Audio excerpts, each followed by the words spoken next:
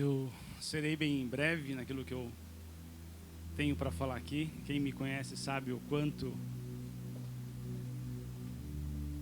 tenho problema em trazer uma palavra aqui ou em qualquer outro lugar. No sentido de criar um esboço, eu tenho muita preocupação. Se colocar aqui, se colocar neste lugar e falar aquilo que o Senhor tem transmitido a mim, trazido ao meu coração, para mim é de muita responsabilidade. Por isso que eu venho aqui temendo e tremendo. E muito. E eu tenho um certo costume de que quando vou pregar, eu tenho que me ausentar, me silenciar e ficar um tempo com Deus.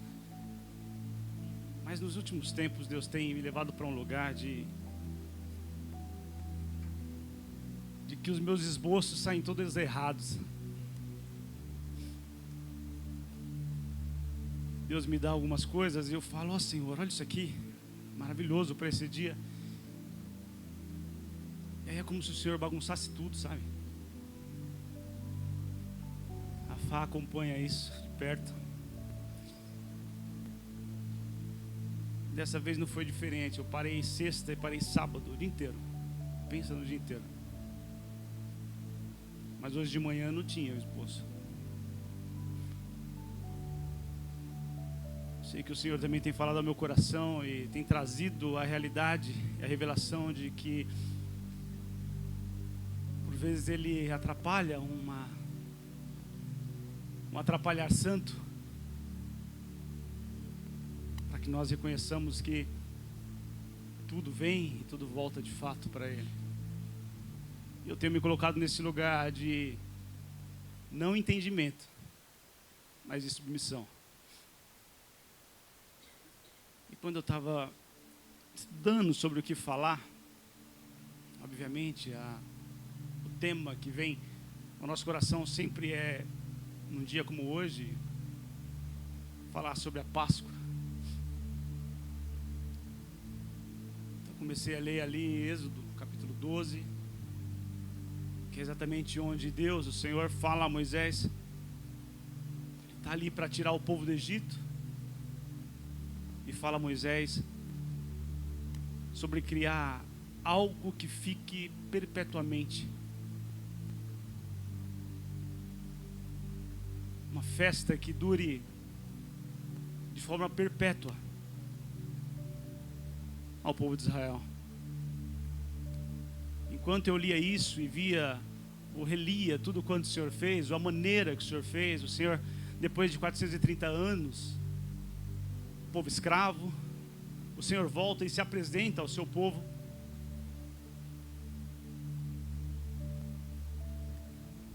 Usando a vida de Moisés. Mas agora ele vem e se reapresenta para o povo. A gente precisa entender que são pelo menos 4 gerações, desde quando José morreu. Então se tornaram escravos e começaram a não ouvir mais sobre os feitos de Deus na antiguidade. Então esqueceram de Deus. Então Deus vem em Moisés e se apresenta. Mas Deus não só se apresenta ao seu povo, Ele quer também se apresentar ao próprio mundo.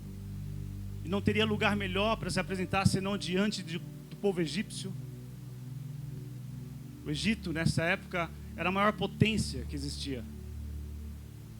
E quando o Senhor começa ali derramar sobre o Egito as 10 pragas, ou as pragas, o povo de Israel começa a se reconectar com o Senhor. Ao mesmo tempo em que o mundo começa a olhar para o Egito e ver que Israel tinha um Deus que não era um ídolo, não era igual aos outros deuses.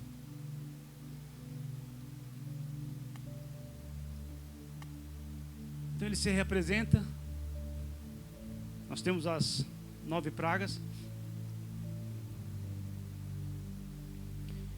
E a ordem de Deus a Moisés é que eles matem um cordeiro. O sangue é usado para colocar sobre os umbrais das portas. Aquilo protege o povo de Israel. O anjo da morte vem e os primogênitos das casas nas quais não tinha o sangue passado na porta morreram. Mas é interessante que quando a gente começa a ler essa história, quando a gente começa a ver o quanto Deus agiu na vida de Moisés e através da vida de Moisés, a gente começa a entender o trabalhar de Deus ao longo dos anos. Isso foi o início, isso foi o começo, mas existem outros encontros de Deus com Moisés. E Moisés começa a ser tratado em seu coração, e ao mesmo tempo novas revelações vêm a ele. O tabernáculo, desenvolvido segundo o modelo do próprio Deus. Então ele o faz. E aquela lembrança, aquele ritual anual de que o cordeiro deveria ser morto, passa a ser um padrão na vida do povo de Israel. Mas quando a gente chega na leitura aos Hebreus, o escritor aos Hebreus vai dizer no capítulo 8, capítulo 9, capítulo 10, que tudo quanto aconteceu em Moisés era apenas uma sombra daquilo que aconteceria numa segunda aliança. O escritor aos Hebreus vai mais longe ainda. Ele diz que a aliança na qual Deus fez com Moisés é inferior à aliança na qual está por vir. Não à toa todo o Antigo Testamento, tudo quanto acontece no Antigo Testamento, simplesmente, tão somente aponta para o Novo Testamento. Aponta para o Cristo. Aponta para que os rituais que acontecessem de ano em ano não mais aconteceriam, porque havia de vir um cordeiro e a sua morte seria um sacrifício único. É por isso que Hebreus diz que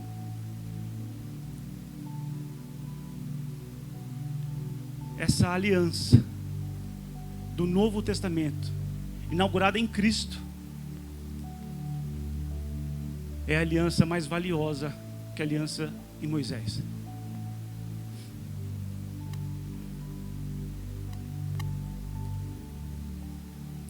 Então a palavra Páscoa tem como significado passagem. Quando o Senhor pega o povo de Israel e começa a tirar do Egito, levando para o lugar das promessas, levando para o lugar que mana leite e mel.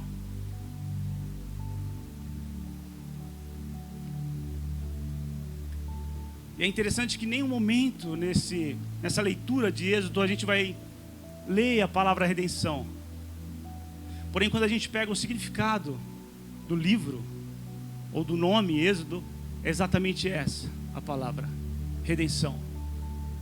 O Senhor se coloca, lembra do teu povo, busca o teu povo e tem ali a redenção do teu povo. Porém, essa redenção precisaria ser lembrada de ano em ano, até que a nova aliança viesse. E na antiga aliança tínhamos as obrigações. Não era possível o povo ter encontro com Deus face a face. Não era possível nem que o povo entrasse no Santo dos Santos.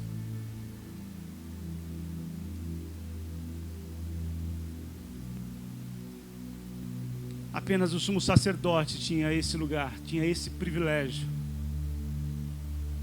E quando nós chegamos nessa nova aliança, na vinda de Cristo, no Cristo presente, quando João Batista olha para o Senhor e diz: eis aí o Cordeiro.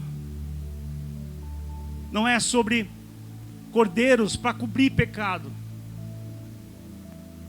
Isso era na antiga aliança. Na nova aliança é o cordeiro que vem tirar o pecado. Isso me fez lembrar aquilo que o pastor Dani sempre fala aqui: nós não somos pecadores. Olhar para nós mesmos como pecadores, como se a morte de Cristo nada tivesse valido, é um erro muito grande. Nós não somos pecadores. Isso não significa que nós não pecamos. Mas o sangue de Jesus vertido na cruz do Calvário não é sobre apenas os nossos pecados no passado. Ele é também sobre o nosso pecado no presente e no futuro. É Ele quem nos resguarda nesse lugar de santidade.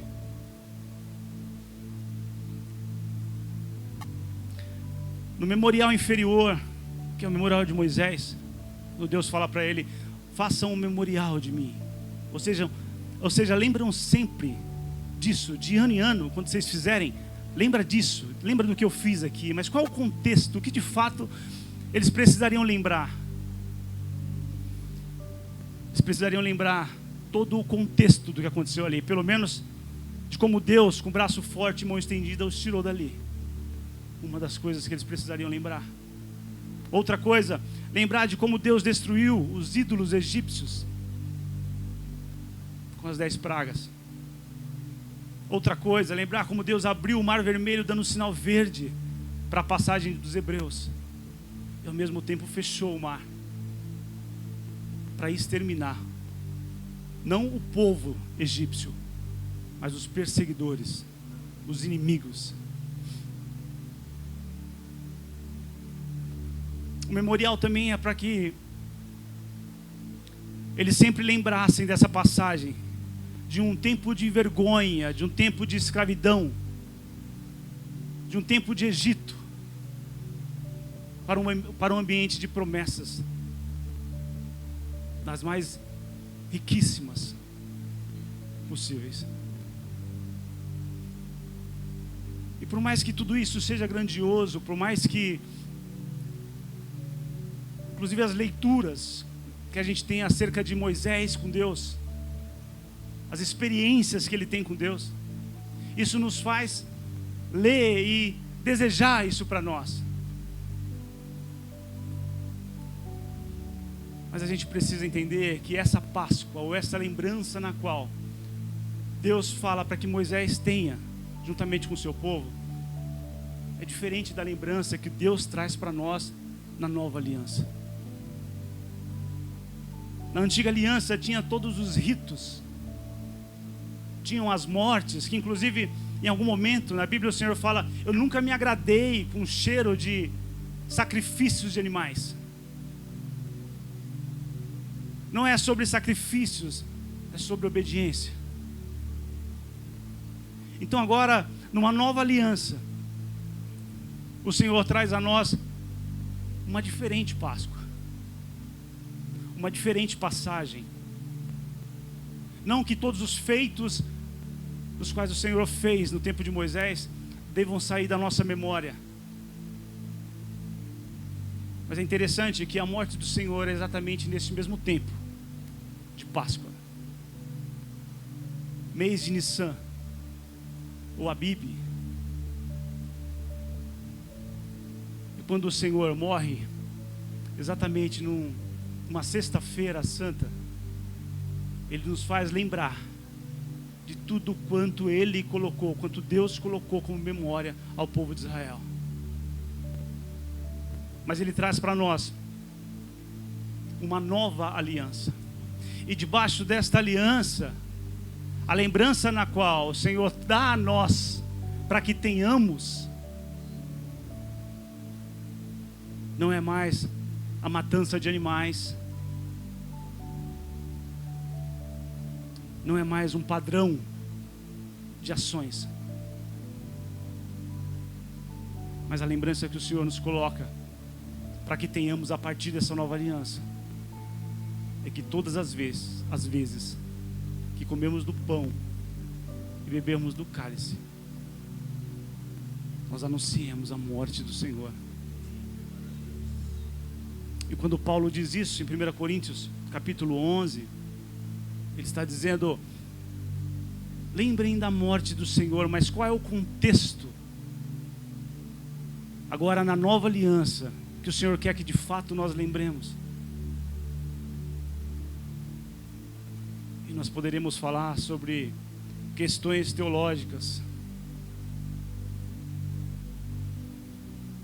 O livro de João é um livro que traz muito dessas questões teológicas acerca de Jesus. Mas eu prefiro ficar com a simplicidade do que fora falado, tanto por Jesus quanto por apóstolo Paulo. O que devemos lembrar, o que devemos trazer à memória, o contexto é totalmente simples. É uma mesa posta, é o pão e o vinho.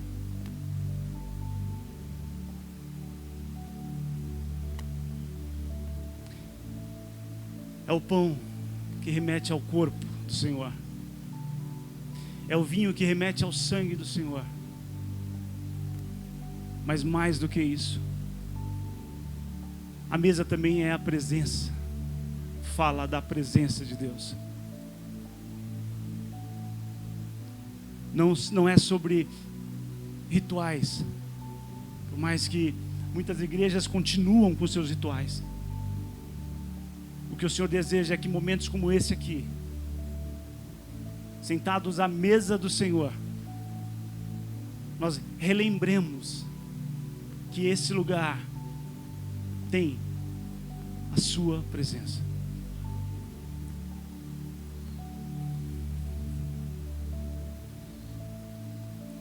O apóstolo Paulo em 1 Coríntios 5,7 vai dizer: Cristo é a nossa Páscoa. Ele é a nossa Páscoa, Ele é a nossa passagem. Ainda que nos nossos contextos pessoais tenhamos as nossas situações complexas, difíceis, é exatamente aqui, se reunindo na mesa do Senhor, é que Ele traz para nós uma nova passagem. É que Ele nos leva para as promessas nas quais Ele tem para nós.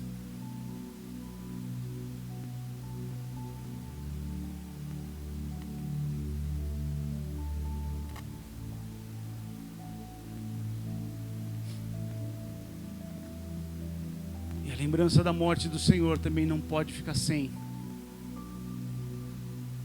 que nós lembremos que não é somente sobre a morte. O apóstolo Paulo vai dizer em 1 Coríntios 11, um texto que nós lemos no ritual da ceia: porque eu recebi do Senhor o que também vos entreguei, que o Senhor Jesus, na noite em que foi traído, tomou o pão e, tendo dado graças, o partiu e disse: isto é o meu corpo que é dado por vós, fazei isto em memória de mim. Por semelhante modo, depois de haver ceado, tomou também o cálice, dizendo: este cálice é a nova aliança no meu sangue, fazei isso todas as vezes que beberdes em memória de mim. E qual é a memória que nós temos do Senhor em relação a esse contexto? O que nós trazemos para a mesa do Senhor? Do que de fato nós lembremos a morte do Senhor, ou a lembrança que devemos ter do Senhor. Quando Ele fala, lembremos da morte do Senhor, não é só sobre a sua morte. O Cristo que se entregou é também o Cristo que ressuscitou. E é essa lembrança que nós precisamos ter. Não vivermos como Cristo estivesse ainda morto, mas vivemos a partir do Cristo ressurreto. Essa é a passagem. Isso é a Páscoa. Seja qual for as suas questões ou as minhas questões, é nesse lugar da mesa, por mais que Algumas igrejas evangélicas costumam tirar as pessoas da mesa, considerando que ela não é digna. O que eu entendo dessa palavra é que é o contrário. O próprio Judas, João capítulo 13 vai dizer: sabendo Jesus que era chegada a sua hora, sabendo que o diabo havia colocado no coração de Judas Iscariotes que o traísse, mas ainda assim tinha lugar na mesa para Judas. A mesa é o lugar de cura. A mesa é o lugar que nos iguala. Não tem mais, não tem menos. Não tem classe social. A mesa é o lugar que nos coloca todos diante de Jesus. Obviamente que tem aqueles que preferem se levantar da mesa, como fez Judas. É interessante que nessa passagem diz assim, que Judas se levantou e saiu, e já era noite. Independente de ser literal a questão de já era noite, o fato é que aqueles que se levantam da mesa e que se afastam da mesa, para ele vai ser noite. É noite para aqueles que não conseguem viver em comunhão. É noite para aqueles que não têm os seus corações confrontados com o amor de Jesus.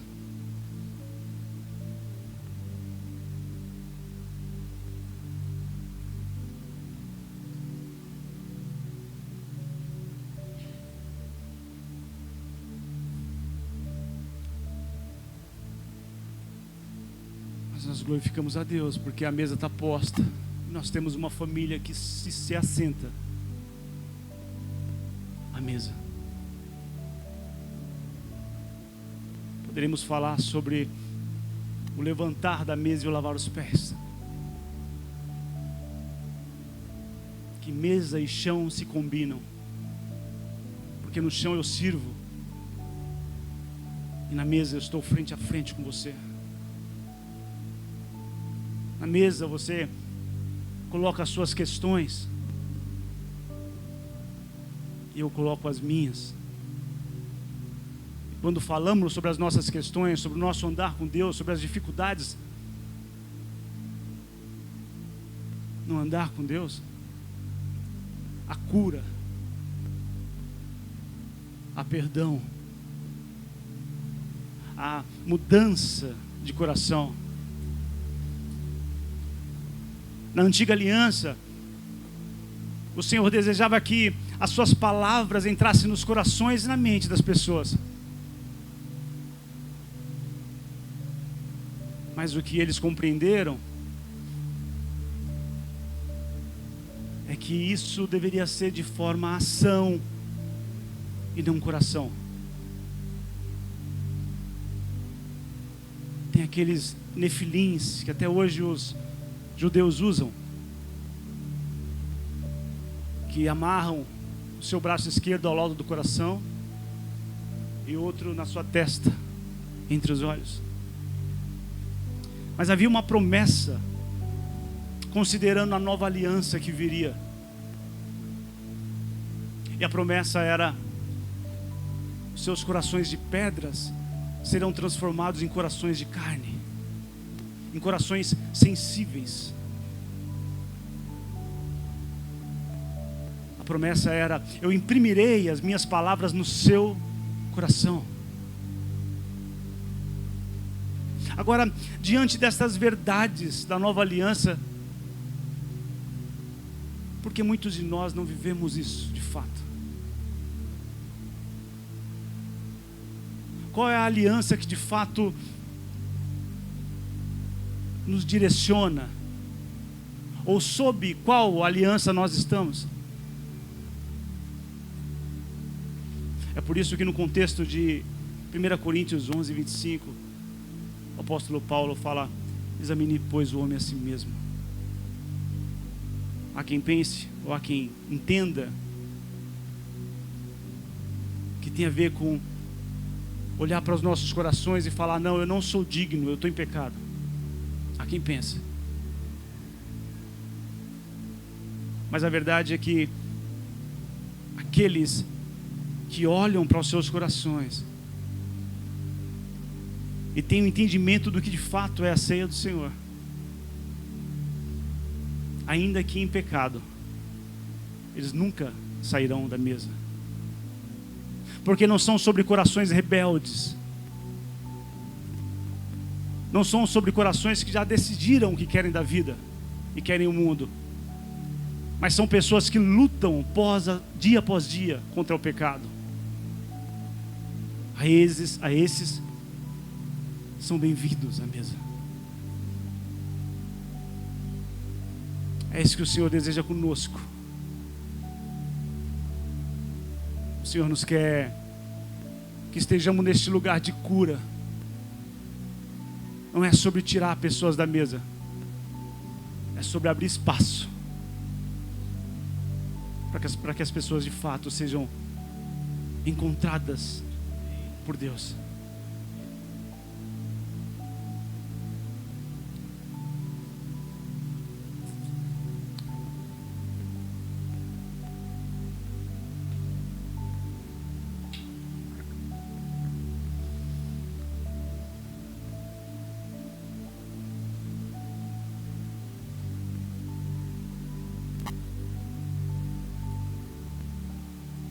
Coríntios 11, 25, a partir do 23, vem então a leitura que nós sempre usamos, e nós vamos servir a ceia.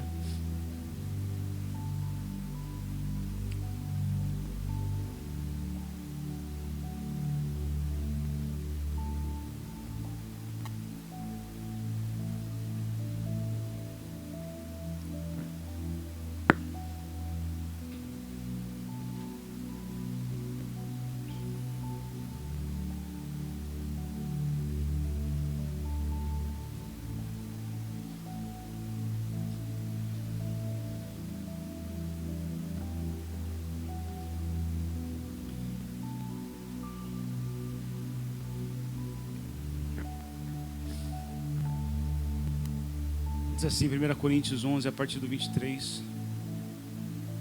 Porque eu recebi do Senhor o que também vos entreguei, que o Senhor Jesus, na noite em que foi traído, tomou o pão, e tendo dado graças, o partiu e disse: isto é meu corpo, que é dado por vós, fazei isto em memória de mim.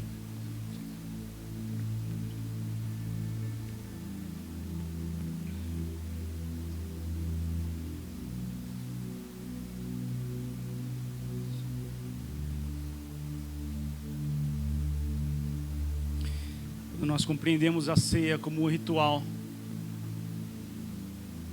ela vai ser para nós apenas um ritual.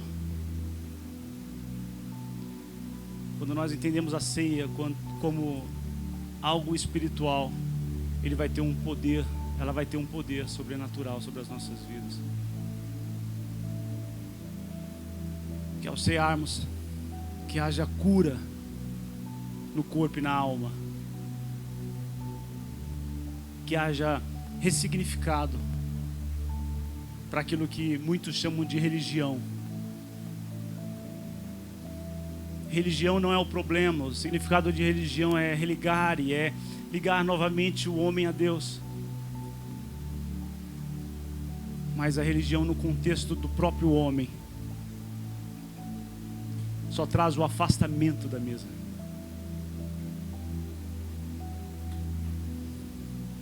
Tomem o pão.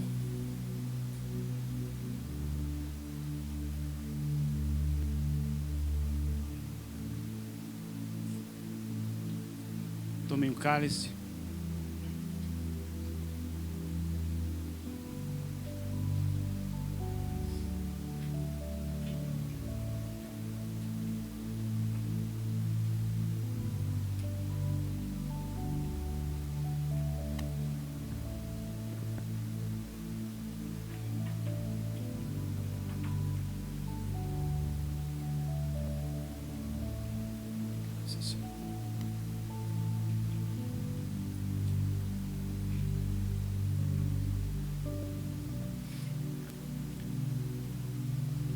E antes de comer o pão, que haja discernimento em nós do que de fato é isso.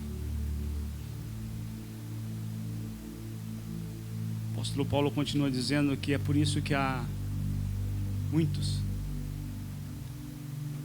os que dormem, porque não discerniram o corpo do Senhor.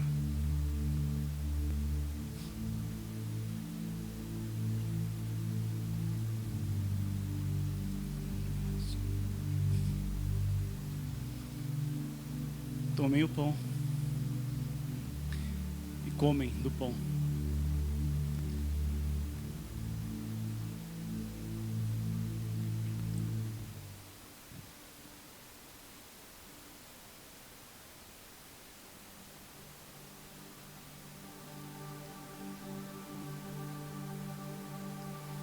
Como memória da sua entrega,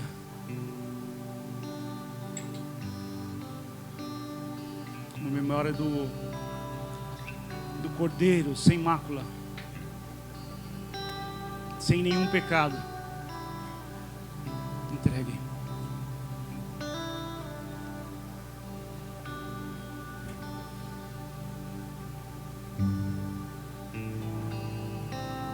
Tudo quanto poderia nos afastar da mesa foi tomado para Ele e por Ele.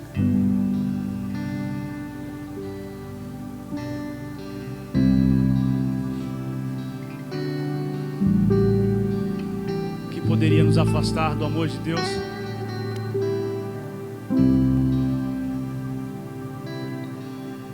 O que poderia nos afastar do seu amor furioso?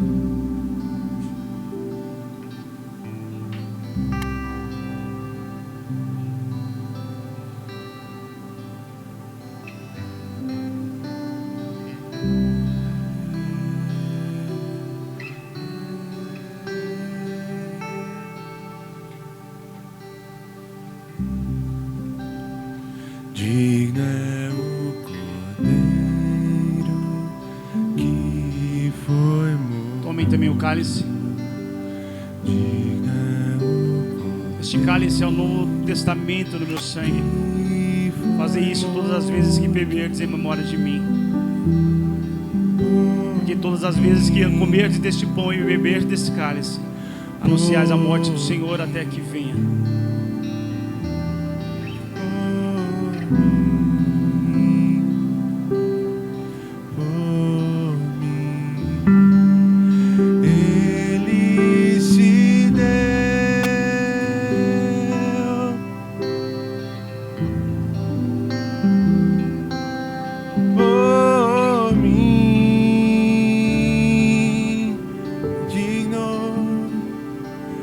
Digno é o Cordeiro que foi morto.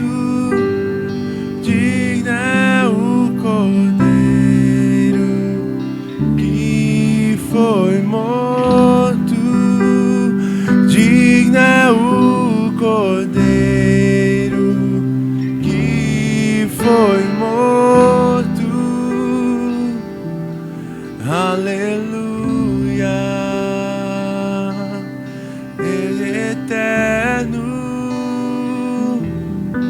Aleluia, louvem a Deus. Aleluia, Rei Salvador, cantaremos. Que digno, digno é o Cordeiro.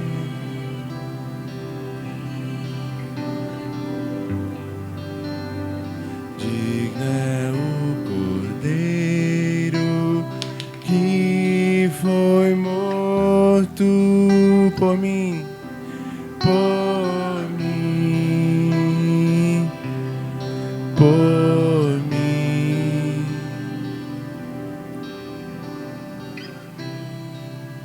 Na primeira e inferior aliança, era Deus sobre o homem. E a nova aliança no sangue de Jesus Cristo, vertido na cruz do Calvário. É Deus sobre e Deus no homem. É Deus não só entre nós, mas é Deus em nós.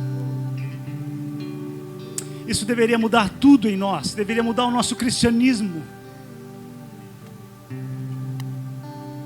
Isso deveria amar de fato o verdadeiro evangelho, o genuíno evangelho.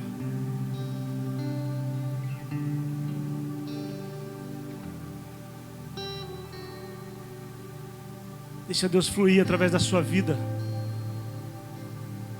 O apóstolo Paulo diz que o mesmo Espírito que ressuscitou Cristo dentre os mortos habita em nós. Isso deve nos levar a lugares nos quais nós nunca fomos.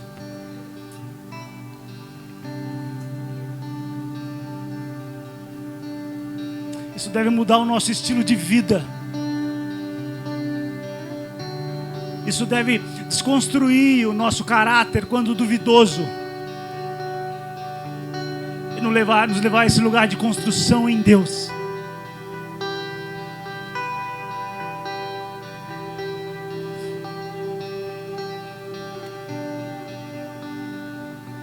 O Evangelho é sermos moldados e transformados dia após dia, segundo a imagem do próprio Cristo.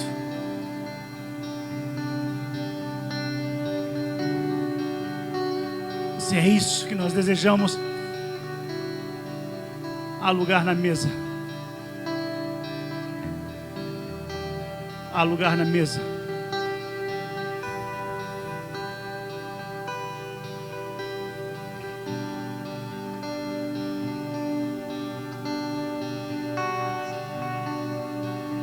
Nossos corações sejam tomados por essa verdade. O Cristo em nós.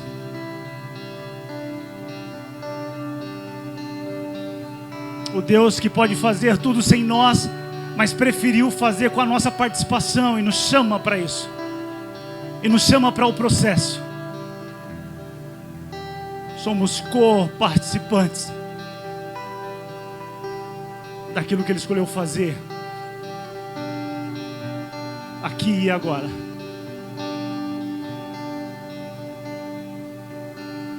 Em nome de Jesus. Amém. Digna o Cordeiro que foi morto. Digna o Cordeiro que foi morto.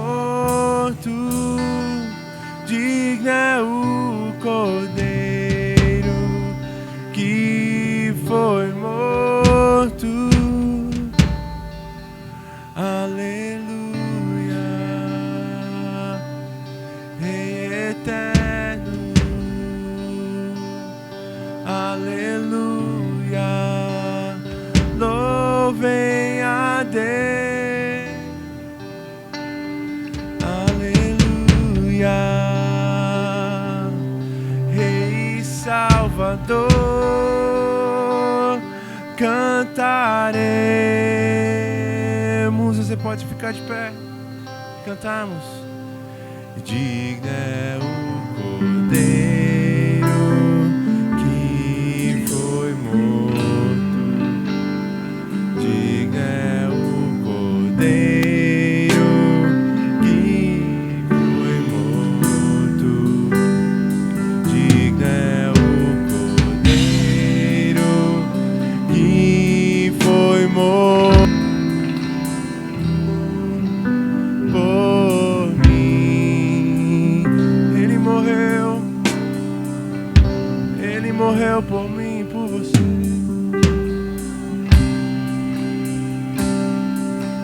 Por mim ele se deu.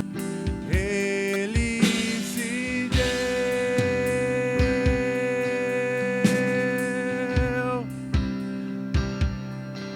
por mim. Digno é o Cordeiro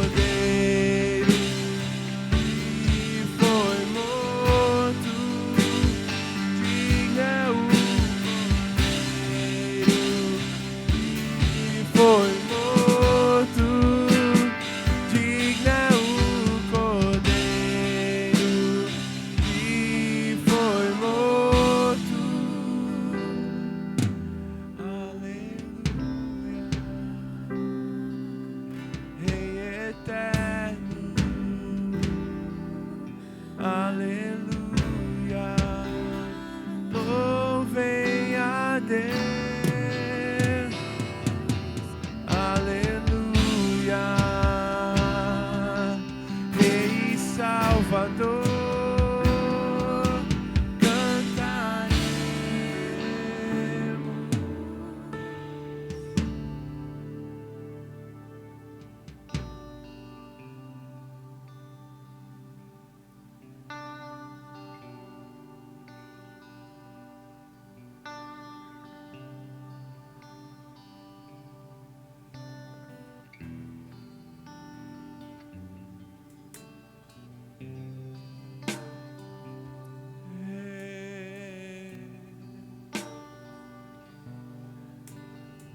Deus nos chama para mais profundo. Deus nos chama para algo mais profundo. Eu quero te convidar. Se você fala em línguas, comece a falar em línguas, comece a buscar do Espírito.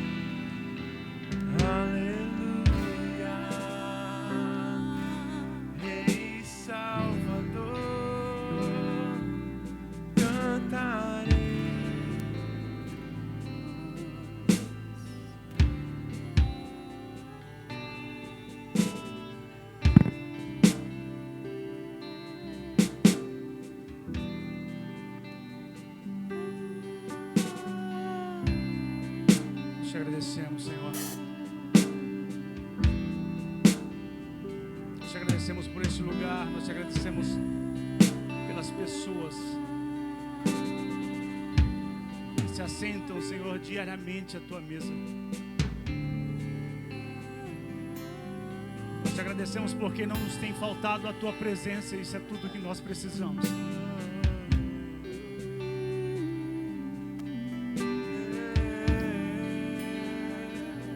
Nossos corações venham se encher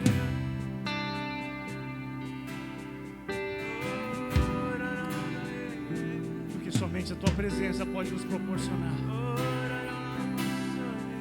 Não há outro lugar que venha trazer a nós, que venha dar a nós aquilo que somente a tua presença pode trazer. Nós te agradecemos por isso.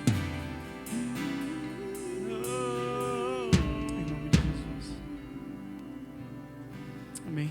Amém. Está terminado.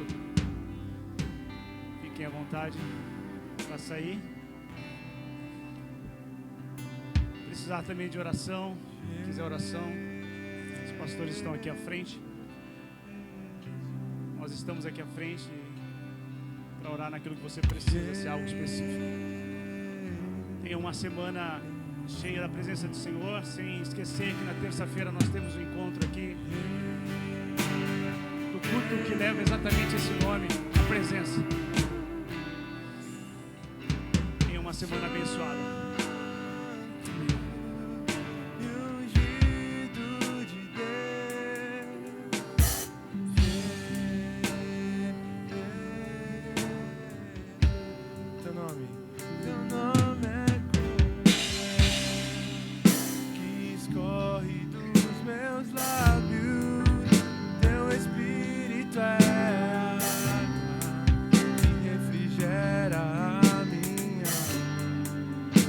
Palavra é a lâmpada